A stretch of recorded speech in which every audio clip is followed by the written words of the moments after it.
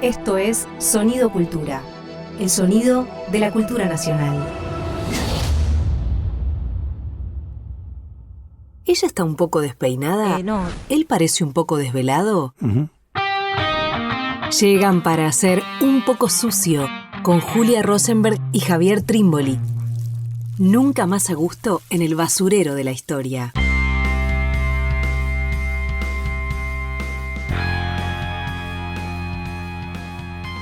Bienvenidos, bienvenidas a una nueva emisión de Un poco sucio. ¿Cómo estás, Javier?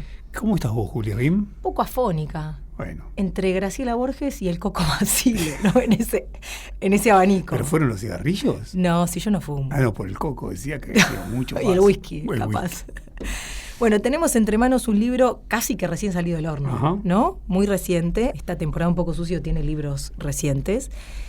Que se titula Organizar, Imaginar, de Adriano Peirone. Tiene un subtítulo que es Una sociología de las cartas a Perón, editado por la Facultad Libre y la UNSAM. Y bueno, nos pareció un libro bien interesante, al cual le queríamos dar algunas vueltas, y vamos a estar hablando con su autor en la última parte, en el último bloque de este episodio. Pero bueno, ese va a ser, ¿no?, el objeto al cual vamos a estar interrogando, apelando en este episodio de Un poco sucio. Sí, es un libro recontra interesante que trabaja a partir de una situación, de una experiencia muy particular que se dio en la Argentina, a partir de, creo que acá se fecha muy precisamente, el 3 de diciembre de 1951. El 3 de diciembre de 1951, por supuesto, es la presidencia de Perón, se lanza el segundo plan quinquenal y en un mensaje que se transmite por la radio, Perón convoca a los argentinos de bien a que escriban cartas proponiendo, sugiriendo, aconsejando qué medidas tomar, qué medidas incluir en este segundo plan quinquenal. Bien. Yo no termino de entender si Perón sabía que luego de esta convocatoria iba a haber un aluvión de cartas que iban a llegar al Ministerio de Acción Técnica, ¿no? Raúl Mendé estaba al frente de ese ministerio, y que de ese ministerio luego se iban a repartir a los ministerios correspondientes de acuerdo con el tipo de sugerencia, el tipo de consejo. Digo, no sabía que iba a venir, ¿sabía o no sabía Perón que iba a llegar ese aluvión? Lo cierto es que ya no se trata de un aluvión zoológico y patas en la fuente, sino que se trata de un aluvión de cartas en donde hay propuestas para una nueva Argentina. Todo parece indicar que esta iniciativa, ¿no?, que tienen en algún momento el título o la bajada, Perón quiere saber lo que su pueblo necesita, genial. No es la única forma en que circulaban cartas durante el peronismo, ¿no? EVA, la fundación, recibía también, creo que llegan a decir entre 8.000 y 15.000 cartas por día. Quiero decir, con ese antecedente uno podía sospechar que Perón podía imaginar un volumen importante de cartas, que si no me equivoco son, porque también tiene todo este fondo que está en el AGN, ¿no?, en el Archivo General de la Nación, una historia también un poco con altibajos, en el sentido que se creyó durante mucho tiempo que este material estaba perdido, post-55.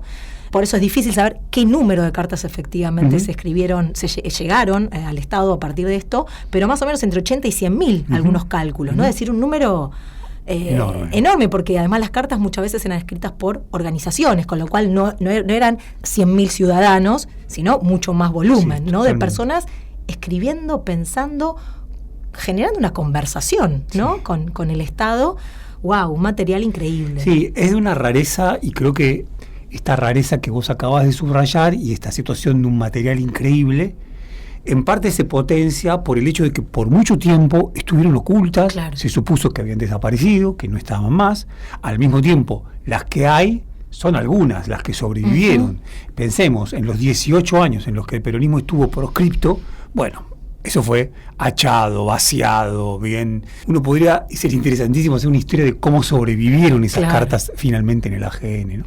Es un hecho, diría yo, y plantea el libro de Adriano Peirone. Adriano Peirone en un momento dice, es una suerte de complemento necesario del 17 de octubre del 45. Mientras que está el acontecimiento político, 17 de octubre del 45, está este otro acontecimiento de orden escriturario, ¿no?, de orden, del orden de la escritura, que termina de completarlo. Que hay una escritura colectiva, que ya en 1951 pone en letras ya no tanto un reclamo político inminente, sino una proyección de futuro, una imaginación sobre la Argentina por venir.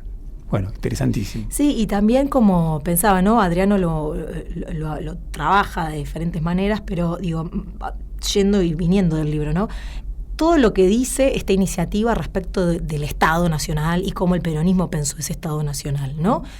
Se me ocurren dos cosas para decir rápidamente. Primero, tuvo una burocracia destinada, porque cada una de estas cartas tuvo su respuesta. Todas. Su sello, Todas. su respuesta, su derivación, como decía vos, Javi, al ministerio correspondiente. Y si el tema de la carta correspondía a 2 ministerios, pasaba por los 2 ministerios, ¿no? Digo, toda una burocracia dedicada, burocracia en el buen sentido de la palabra, ¿no? Dedicada a esa conversación. Porque no era solamente que el pueblo escribía, sino que además tenía una respuesta.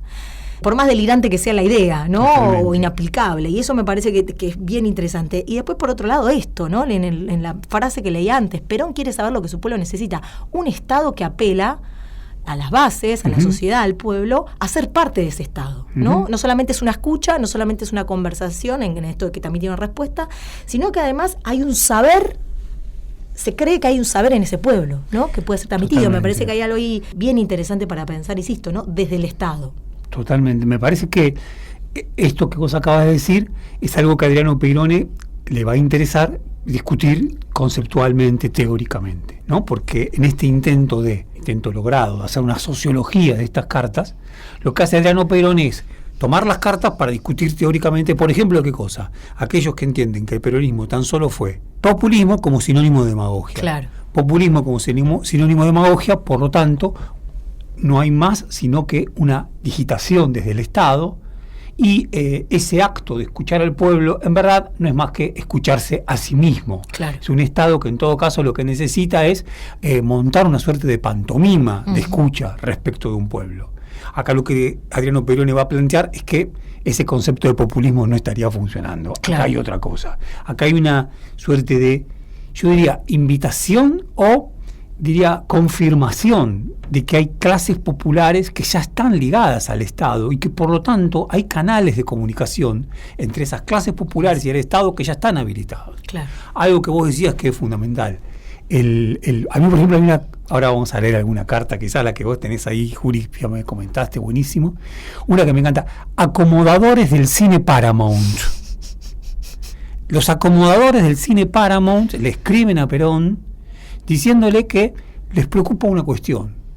Su salario es muy bajo y lo construyen fundamentalmente a través de las propinas. Y ellos dicen, no puede ser que se construya nuestro salario a través de las propinas. Bueno, por supuesto, todo aquel que trabaja en el mundo de la gastronomía sabe que hay algo de esto, y más si es, por supuesto, si es informalmente, si es en negro, que lamentablemente sabemos que eso ocurre, que eso pasa y mucho. Bueno, ellos dicen, no, tenemos que ser como el resto de los trabajadores argentinos, que tenemos un salario bien oficial, regularizado, que no depende de la buena voluntad, bien, de aquel que va a ver una película y si tiene ganas nos deja un peso. Bueno, cosas así de chiquititas, como vos decías, colectivas. La mayor parte de las cartas hablan de colectivos, Claro. sindicatos, unidades básicas, ciudadanos que se agregan para escribir una carta y la firman. Por eso la hipótesis del libro, se trata de una imaginación colectiva y organizada. Claro. Colectiva y organizada, contra la idea de que el peronismo fue tan solo una manifestación espontánea de las multitudes. Lo que Adriano Peirone dice es, a través de estas cartas vemos que no, que lo que había era una, yo diría, una firme organización popular, Claro. bien, que entre otras cosas se animaba a tomar la palabra, incluso por escrito. Claro. Y bien interesante además también esto de organización popular, que no significa un rechazo del Estado, ¿no? Claro. O una conflictividad permanente con el Estado, ¿no? Más bien, que también me parece que es otra de las corrientes, digamos, establecidas para pensar la historia argentina, ¿no? La organización popular como algo que vive permanentemente en tensión con el Estado. Bueno, acá también lo que se ve es una... Incluso hasta, me parece que desde el título, ¿no? Organizar, imaginar, como cierto impulso del propio Estado en que esa organización se dé, tenga lugar. Después el peronismo, según entiendo, no alimentó desde esta iniciativa esa organización, ¿no? Es como que la lanza, y no es que después esas organizaciones son alimentadas por otras iniciativas del Estado. Nos queda ahí la duda. Nos queda duda. También queda otra duda, cuánto de esto que la gente y las clases populares, la mayor parte de las veces organizadas en colectivos, propusieron, luego se efectivizó. Claro, total. No lo sabemos, no se puede reconstruir eso. Sería interesantísimo reconstruirlo. Haría falta un trabajo colectivo de historiadores que se pongan las pilas a pensar el tema. Juli, me gustaría dos cosas. Sí. Es tan inusual esta medida, es tan inusual esta convocatoria, es tan inusual esta proliferación de cartas que van a llegar durante 2-3 meses, bien, al Poder Ejecutivo de la Nación, desde los rincones más remotos de la Argentina, que solamente se compara con algo que muy raramente estaba ocurriendo en ese mismo momento. En China. China tiene su revolución, la República Popular China, su revolución 1949, Mao Zedong, y muy cercano al 51, también hay una convocatoria del Estado Popular Chino a enviar cartas.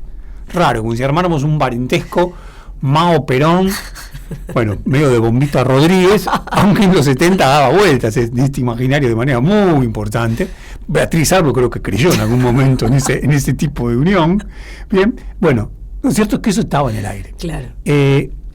A ver, sin embargo, y esa es una diferencia, las cartas que convocó a producir y en efecto se produjeron en China, ante todo estaban dirigidas al pasado. Claro. Eran cuestiones de denuncias de lo que se había sufrido en el pasado en pos de ver qué se podía solucionar.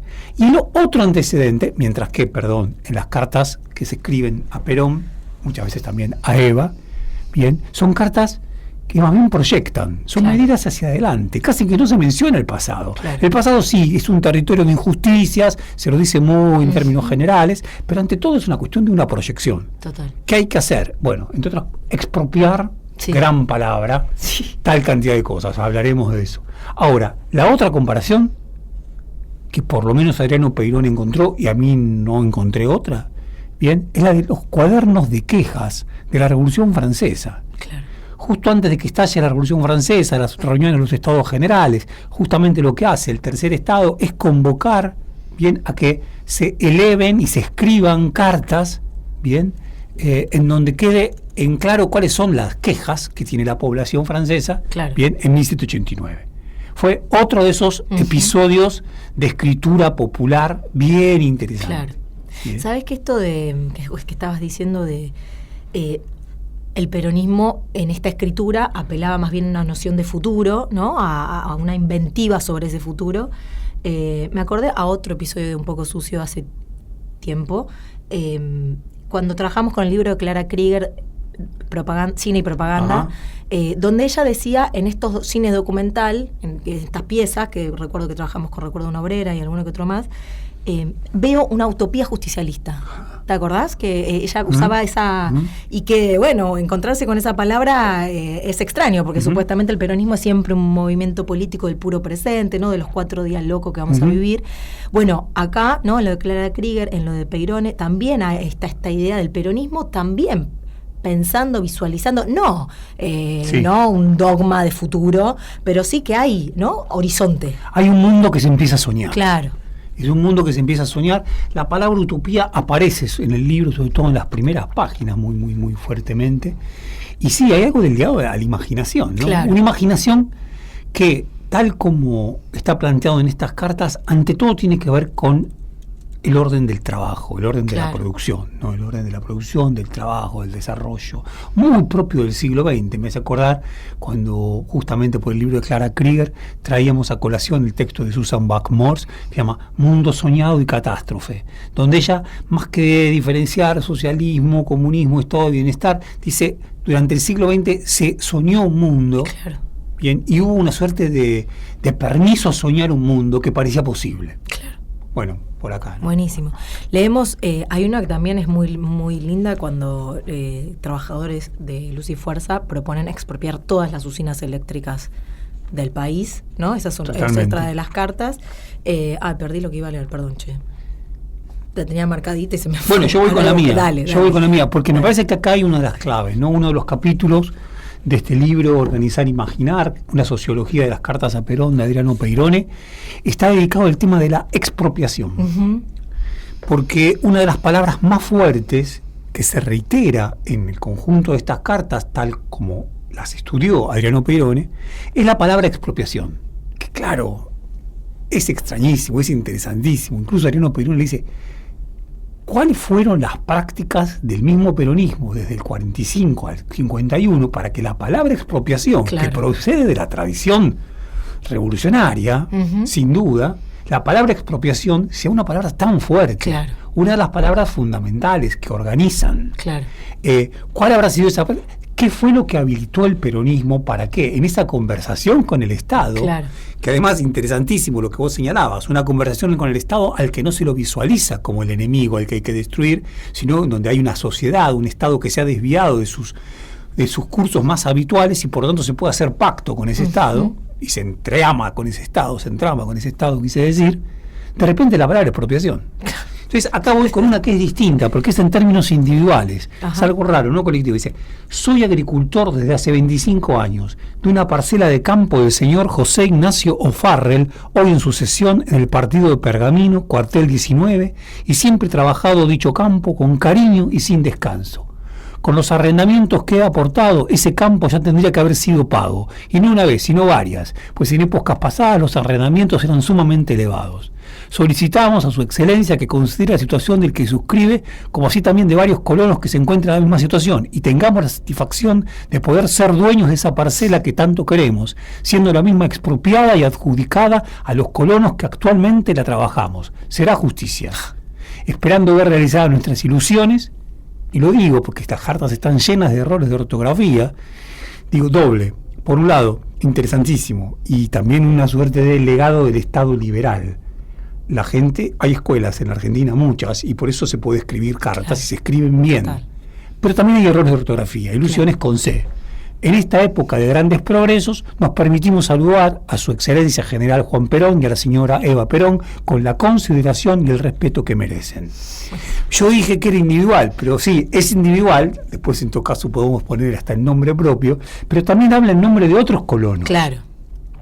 Con un argumento notable, o sea, no hacía falta Daniel Biglietti y a desalambrar para decir que había que hacerse de la tierra. Ya acá este hombre del 51 lo está diciendo, sin ningún manual marxista Claro. ni nada. Sin embargo, algo lo había llevado a este punto. Que también es algo que Perón dijo mucho en campaña, ¿no? La tierra de quien lo trabaja, ¿no? Para pensar también esta pregunta de Peirone de qué habilitó estas palabras, ¿no? Totalmente. Nos hemos quedado sin tiempo en este primer bloque. Bueno, seguimos. Pero sí queremos decir que hay una muestra en el Centro Cultural Kirchner respecto de estas cartas que se puede visitar. Se llama La participación al poder y está hasta el 26 de noviembre. No hay tanto tiempo, pero hay tiempo y se puede visitar de miércoles a domingos de 14 a 20 horas. La actividad es gratuita. Así que quedan todos invitados a ver esta. Tenemos que ir a verla, ¿no? Perfecto, dale. Dale. Bueno, nos vamos escuchando. ¿No encontraste la carta que ibas a leer, Julia? Sí, la encontré, pero nos quedamos sin tiempo, nos van a retar. Después la leemos. Bueno, después la Dale, leemos. dale. Se la leemos a Adriano Peirone. ¿Querés contar vos esta canción que elegiste? Absolutamente sin ningún criterio. Hey, hey, my, rock and roll is never die. Tiene algo que ver con esto de qué es lo que muere en una cultura, qué es lo que tiene sepultura en una cultura. Esta experiencia, ¿en qué sentido esta imaginación es una imaginación que está muerta Claro. y que no está muerto? Creo que por eso me dio ganas, además porque me gusta mucho la canción de Neil Young.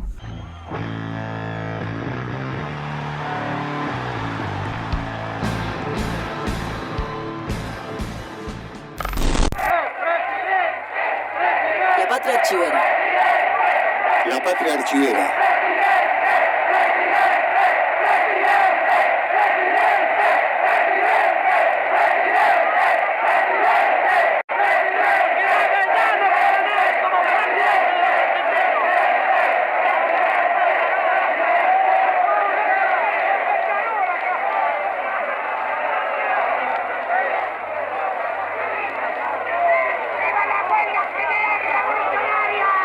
¡Viva la huelga general revolucionaria!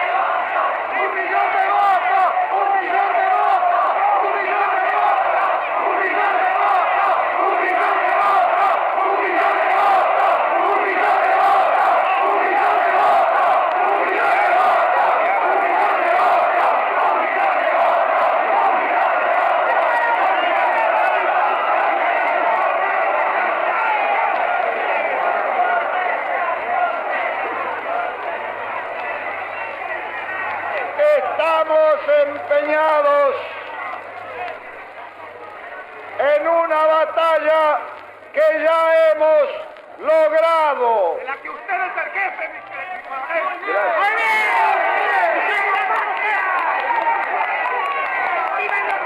Esta batalla la ganaremos porque es el mundo que marcha en esa dirección.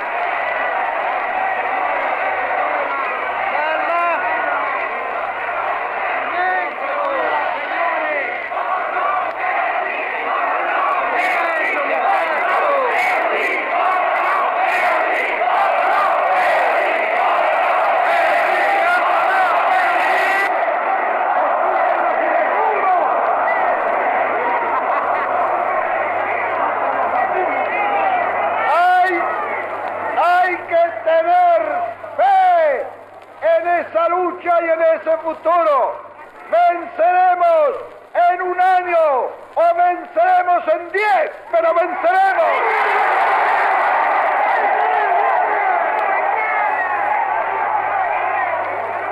En esta obra, para mí sagrada, me pongo desde hoy al servicio del pueblo.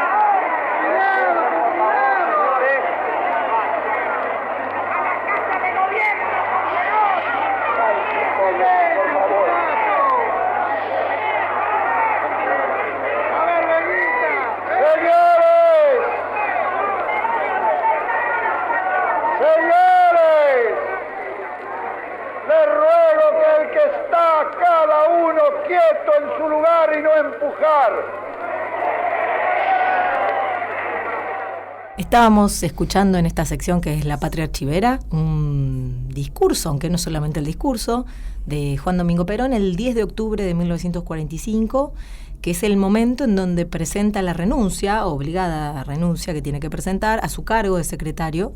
En realidad tiene que renunciar a todos los cargos que tiene en ese momento porque se lo van a... Bueno, es en esta puja en la que está, ¿no? El gobierno entonces para intentar sobrevivir, entrega a Perón frente al avance de la oposición, creyendo que así va a poder sobrevivir, ¿no? Y a los pocos días, bueno, va preso a la isla Martín García y una semana después es el famoso 17 de octubre. Pero nos gustaba esta escena porque, bueno, es una escena de desborde y esas voces, ¿no? Que Perón le da lugar también, ¿no? Claro. Hay algo ahí donde esos silencios tan pronunciados, ¿no? Un discurso que se puede escuchar por YouTube, lo recomendamos por enterito porque la verdad que es una pieza genial. Hace esos silencios donde se permite escuchar esas voces. Totalmente. ¿No? Bueno, hay algo del orden de lo que veníamos hablando de una conversación que se entabla ya desde el Estado, post-46, digamos, post-Perón ya presidente, que de alguna manera ya estaba acá, ¿no? Sí, el líder no existe si no es a través de algún tipo de relación, de pacto fuerte, denso, intenso, con un pueblo, ¿no? Contra la lectura del populismo, contra la lectura que entiende que el populismo es demagogia y que tan solo está digitado, bien, ese pueblo desde un Estado, desde un líder. Acá vemos que hay una construcción. Es notable el tema de la voz, o sea, en el registro que escuchamos, habla más la gente que Perón, ¿no? Hay más textos, hay más enunciados desde la gente, bien, desde ese pueblo que se reúne, si no me equivoco, en la Diagonal Sur, no es en la Plaza de Mayo, sino que es en la Diagonal Sur, donde estaba la Secretaría de Trabajo y Previsión, bien, y se escucha, ¿no? Viva la huelga general revolucionaria, a la casa de gobierno con Perón. O sea, de vuelta, contra una lectura fácil de la historia, que suele pensar que el 17 de octubre es una suerte de accidente, que ocurre y parte como un rayo por nada anticipado, Claro, cuando uno revisa el año 44, el año 45, había estado lleno de huelgas y movilizaciones, y probablemente ese sea el antecedente previo más importante. Algunos dicen que el gran error estuvo en permitir que Radio del Estado transmitiera esto. Claro, porque no llega hasta pieza por eso. Porque Llega por Radio del Estado, fue una cadena nacional, claro. increíble, que no se sabe cuánto tuvo de error, cuánto tuvo de inteligencia del propio Perón hacer que esto exista, y bueno, todavía la CGT no había convocado al paro, que lo va a convocar para el 18. Claro. Todavía no se sabía qué estaba pasando. De hecho, este acto termina siendo, iba a ser una reunión de Perón con los trabajadores para decirles que no renuncien, porque se le habían presentado numerosas renuncias, pero de pronto, bueno, una movilización enorme que, claro, no tiene el carácter espontáneo, ¿no? Son obreros, trabajadores organizados que van justamente a generar esta escena, ¿no? No, fantástico. Bueno. Estás escuchando un contenido del Ministerio de Cultura. Como anticipábamos, estamos en este último bloque en comunicación con Adriano Peirone, el autor del libro del que venimos hablando, Organizar, Imaginar, una sociología de las cartas a Perón. ¿Cómo te va, Adriano? Hola, Julia, y hola, Javi, ¿cómo andan? Bien, Adriano, todo bien. Che, como primer pregunta, o en realidad como, sí, para disparar la conversación, veníamos hablando justamente de este material que tenés entre manos, ¿no? El que desarrollás muchísimo en el libro, que son estas cartas a propósito del segundo plan quinquenal. Y bueno, queríamos saber, decíamos, ¿no? Antes, que las cartas tienen una propia historia, ¿no? Que durante mucho tiempo se creyeron que no estaban en ningún lado, que habían desaparecido todas y sin embargo se encontraron ahí en el Archivo General de la Nación. Que nos cuentes un poco cómo fue la experiencia de elaborarlas, leerlas, estar en contacto con esos materiales. Bueno, ¿qué te sorprendió? Un primer pantallazo por ese lado y para arrancar la conversación. Bueno, genial. Creo que en sí misma fue una experiencia encontrarme con las cartas porque, bueno, hay algo de la materialidad insoslayable del objeto, si se quiere, que me disparó todo un trabajo, tanto de lectura, en términos de que había muchas que tenían una composición más mecanografiada, pero había muchas manuscritas. Entonces fue toda una experiencia de poder comprender algo de ese lenguaje en la materialidad del objeto de las cartas. Pero bueno, también me llevó un proceso de adentrarme en ellas. Leí una entrevista a Donna Gui, la historiadora que trabajó parte de ese archivo, donde ella decía que tuvo que delegar el trabajo de ir a las cartas. Por el polvo. Por el polvo, sí, exactamente. Como que le generaban alergia. Y a mí me resultó algo completamente sintomático, porque a mí me pasaba lo contrario. Había algo de que necesitaba volver a ellas para meterme más en ese universo, y creo que hay algo del objeto carta que lo hace como muy singular, ¿no? Así que, nada, me pasó lo contrario y eso. La relación con la escritura fue muy directa en ese sentido. Qué bueno. Es interesantísimo porque uno diría la sencillez, la simpleza, pero al mismo tiempo también la imaginación desbordante que tienen estas cartas y la alta politicidad que tienen estas cartas. Y vos acompañás esas cartas, que muchas de ellas están reproducidas en el propio libro, vos tomás la decisión de reproducirlas, con un libro de sociología exigente, teórico, conceptual. Se arma un montaje extraño entre la simpleza, la llaneza y tu reflexión conceptual teórica. ¿Bien? ¿Cómo es esto? ¿Te propusiste hacer algo? Claro, si no me equivoco, Donna Gui es una historiadora. Vos te propusiste hacer algo más del orden de lo teórico, conceptual, y hacer uso de esas cartas en función de esa discusión, que además en tu lógica no es solamente teórica, conceptual, sino también es política, que es meramente una descripción de la situación. ¿Cómo fue esto? ¿Cómo lo pensaste?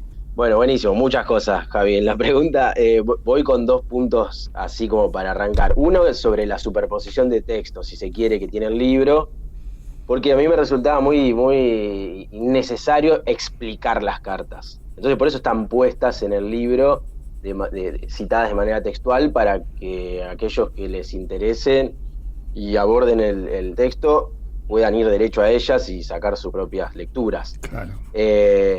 Y me parecía que también le daba una respiración. Uno tiene un cruce, si se quiere, entre ensayístico, o sea, de tensión ahí con la escritura académica,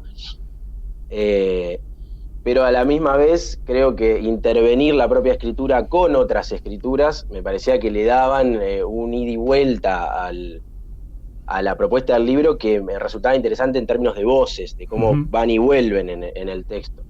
Bien. Ese como primer punto. Y quizás sobre el segundo punto, sobre la voluntad más teórica conceptual, me parecía que era importante poder reponer tanto las cartas como el dispositivo de consulta que las propicia, es decir, eso que abre a una escucha de lo social, por eso hay una sociología, es bueno, qué tipo de estado había en Concepción, que quizá hoy se nos escapa con las experiencias que tenemos nosotros en términos generacionales, en relación al Estado, en relación a las instituciones populares, bueno, ¿no? Los capítulos que van apareciendo, me parece que es un debate teórico-conceptual en el sentido de que podemos concluir desde ahí también nuestros propios conceptos, o tratar de probar y ensayar ahí. Perfecto. A mí me pasó, y un poco también lo decís al comienzo, ¿no? Leyendo el libro, que mucho del problema que planteás, de las preguntas que te planteas, las reflexiones respecto del Estado, la organización popular, son preguntas y problemas que sin dudas tienen permanente link con discusiones del presente, ¿no? Entonces me interesaba preguntarte también cómo fue en qué momento te nació este problema, digo, para pensar también en qué momento, en qué actualidad de las preguntas y reflexiones que te haces en este libro se espeja el pasado, ¿no? De alguna manera, ¿cuál fuese, en qué momento, digamos, fue el 2010, en qué momento de la Argentina reciente empezaste a pensar el Estado, la organización popular como problemas políticos del primer peronismo, pero que sin dudas también tienen una fuerte, vigencia en este siglo XXI. Sí, como notás bien, Juli, o sea, hay algo de preguntas sobre por qué vamos ahí a ese dispositivo y a esas cartas, y a revisar, en todo caso, cuáles han sido, me interesaba en términos sociológicos, si se quiere, cuáles han sido los resultados, o sea, la gran pregunta de por qué ha pervivido y cómo lo ha hecho el peronismo, en dónde es que ha residido el peronismo más allá de su propia experiencia de gobierno. Y bueno, en 2015 también era un momento donde ese interrogante a mí me ha vuelto, y en conversación con muchos compañeros y también, si se quiere, intelectuales, teóricos con los que venimos trabajando, bueno, de qué manera una salida del gobierno se continúa en términos de organización. Entonces ahí hay algo de un momento donde se empezó a poner más oscura la imaginación política, o en todo caso hay una especie de consenso de que estábamos con serias dificultades para imaginar otro tipo de sociedad, y me parecía que en ese sentido tenía sentido precisamente ir a revisar otras experiencias, retomar cuestiones de historia y de sociología y a nivel conceptual, como para ver hoy qué podemos decir sobre de qué forma se retrabajan tradiciones y a la vez se sostienen proyectos populares más allá del momento gubernamental. Bárbaro. Ahí, Adriano, me gustaría otra cuestión, bien, porque es recontra interesante. Vos te lanzás a discutir el concepto de populismo y te lanzás a discutir a través de estas cartas, apoyándote en ellas, mostrándolas, bien, aunque, como vos bien decías, sin necesidad de escribirlas, ¿no? Como que ahorrás eso y es genial porque las cartas hablan por sí solas. Pero claro, tu propuesta es discutir el concepto de populismo. Pero no solamente cuando el concepto de populismo es tomado por el liberalismo como sinónimo de mera demagogia, sino incluso por el mismo Laclau, ¿no? Bueno, ahí me parece que hay un costado del libro interesantísimo, en donde, entre otras cosas, vos pensás esta cuestión hay una imaginación organizada, popular, vos decís instituyente. Mientras que hay conceptos del populismo, incluso que están de nuestro lado, digamos, el de Laclau, que no dan cuenta de lo instituyente que puede haber en el mismo populismo. ¿Cómo es esto? Sí. Si lo entendí, Adriano, porque no es mi lenguaje. Sí. Dale. Castoriadi no, el griego Castoriadi no es mi fuerte, dale. No, me parece que también hay una discusión implícita, digamos, a dos bandas, si se quiere. Por un lado, creo que el concepto de populismo ha sido muy mancillado, pero de alguna forma ha estado a la base de de lo que se ha intentado como categorización de las experiencias de gobierno del siglo XXI, si se quiere, en América Latina. La CLO ha sido el que ha exportado, si se quiere, una posición política y teórica. Sin embargo, para los que venimos tratando de pensar algunas cosas, no resulta muy oportuno para avanzar en términos de reflexión y organización bajo esa manera, ¿no? Entre otras cosas, como vos decías, la contraposición entre populismo e institución, ¿no? Y uno diría, bueno, si hay proyectos que se sostienen, entre otras cosas, por fuertes imaginarios sociales, pero también por instituciones que quedan. Claro. Del peronismo hay muchas que se han revisado, pero hay otras que no tanto, digamos, por mencionar alguna, no sé, la Universidad Obrera, los agregados obreros al exterior, o la misma Constitución del 49, instituciones que han sido muy potentes y que obviamente han dejado un material popular que por ahí no necesariamente calibramos del todo cuando pensamos esos procesos. Sobre nuestra experiencia de los últimos años, la categoría de populismo, de alguna forma, desde mi punto de vista, se desentiende de algunos problemas importantes de la organización popular y no termina de dar cuenta de todo lo que ha implicado un proceso de organización y de institución social popular. Entonces, ahí me parece que la discusión empieza a entrar un poco más a fondo con cuánto nos sirve y cuánto no el concepto de populismo. Te interesa mucho y probablemente es el momento del texto más, si se quiere, elocuente a la hora de recomendar, adherir a una interpretación, la propuesta de Nicolás Casullo en Las Cuestiones, cuando él habla del populismo espectral, ¿no? Y claro, intenta pensar el populismo espectral, una vez derrotados, ¿no?, los socialismos, bien, en todo el mundo. ¿Cómo es esto del populismo espectral? ¿Por qué te interesó tanto lo de Casullo? Nosotros siempre lo queremos mucho, así que dijimos, bárbaro, preguntemos sobre esto. Sí, Casullo es un mojón fundamental en la reflexión sobre el tema del populismo desde una asunción política muy clara, una posición, si se quiere, nacional popular, en un proceso de retroceso. Saca una serie de artículos en aquella revista Controversia que yo retomo, pero después es publicado en Las Cuestiones.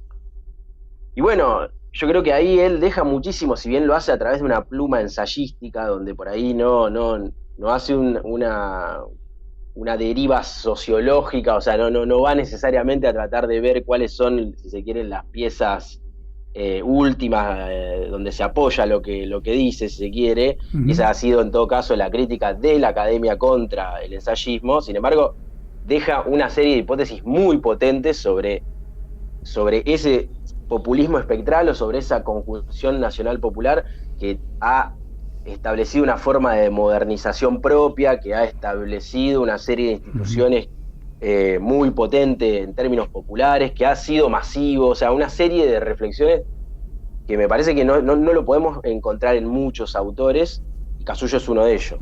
Vos decís ahí, en Casullo aparece la manera de entender a la experiencia del peronismo y del populismo como otra modernidad. Otra modernidad fue posible, no una antimodernidad.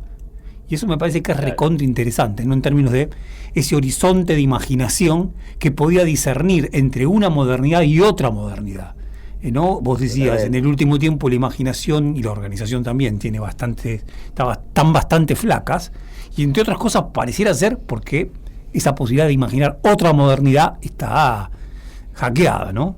Totalmente. Bueno, dos temas fundamentales de Casullo, ¿no? La cuestión popular y la cuestión de la modernidad en sí. Uno diría, Casullo da un montón de pistas como para plantear, en todo caso, una seria discusión también con las teorías desarrollistas, ¿no? Con la idea de que hay una progresividad, que hay una relación al primer mundo, que hay una relación a horizontes definidos de una manera bastante más cerrada que la que puede haber tenido una experiencia como esa, como el peronismo, pero como los nacional populismos en América Latina. Y sin duda que hay otras reflexiones teóricas, pero Casullo le entra de manera muy contundente en una discusión que después, por supuesto, incluye el debate sobre la democracia, el debate sobre sobre cómo se entienden procesos de socialización popular, bueno, ¿no? Todo lo que va a ser los 80. Me parece que Casullo en ese punto, como vos decís, Javier, la figura de otra modernidad abre a un montón de puntas que podrían incluso servir en términos académicos para formularse como hipótesis después de venir en investigación, digo, para no hacer una contraposición simple entre ensayismo y academia, ¿no? Tal cual. Nos hemos quedado sin tiempo, Adriano. Sí, pero Juli, perdón, una pregunta chiquitísima. Dale. Acá hay algo, mirá, Adriano, hay varios epígrafes porque cada capítulo y a veces los puntos mismos que constituyen un capítulo tienen epígrafes. Y hay uno que me encantó. A ver. Dice así, de Perón. Dice, creemos, como Confucio, que una hormiga no puede matar a un elefante, pero que puede comérselo. Juan Domingo Perón. No sé de dónde lo sacaste, pero es fantástico. Y al mismo tiempo me pregunto, bueno, por un lado uno imagina, ¿no?, el tema de la antropofagia brasilera, ¿no? Hay algo ahí de la no necesidad de aniquilar, la no necesidad de matar, sino más bien de incorporar. Y al mismo tiempo también una estrategia, como la estrategia de la hormiga. No sé por qué lo encontraste con sentido para incorporar en tu libro este epígrafe. O si viene por este lado que estoy diciendo yo. No, en realidad es una frase que yo saqué del libro La Voluntad, está citado de una revista, en realidad. Encantador. O sea, un Perón colectivo. Claro, pero por un lado abro al comentario sobre lo que fue la política de Mao de consulta a través de cartas, claro, ¿no? Claro. Que lo pongo en relación, porque también aquella famosa frase de Perón, ese chinito pícaro siempre me roba las ideas. Digamos, ahí hay una disputa sobre la originalidad de la consulta a través de cartas, porque fue muy simultánea. Pero bueno, en definitiva hay algo de la metodología peronista en la comprensión de lo político que me parece también es necesario explorar, por eso también la cuestión de la conducción, claro, que no solo tiene que ser actualizada, porque no podemos quedarnos bajo los mismos imaginarios, me parece que ese es el gran interrogante nuestro, pero sí hay algo de Perón, el Perón de gobierno no es el mismo que el de las cartas con Cook, eso sin duda, o el de los 70, ni hablar, pero sí hay algo de moderar el camino al conflicto y tratar de elegir el momento en el que ese conflicto se puede llegar a explicitar. Nada, me parece que esa cuestión de comernos al enemigo de manera muy sutil bajo la figura de la hormiga me venía bien a la reflexión. Bueno, buenísimo, Adriano. Muchísimas gracias por la conversación, che. Y bueno, felicitaciones por el libro. Bueno, gracias a ustedes. Y que tenga lectores muchos. Bueno, dale, un abrazo grande. Y que siga la conversación. Dale. Nos vamos a ir de este episodio de Un Poco Sucio conversado, escuchando una canción que eligió Adriano. Tal cual. Oración del Remanso de Van der Mole, pero en la versión de Por los Farolitos. Grupo de Rosario, Los Farolitos. Bien.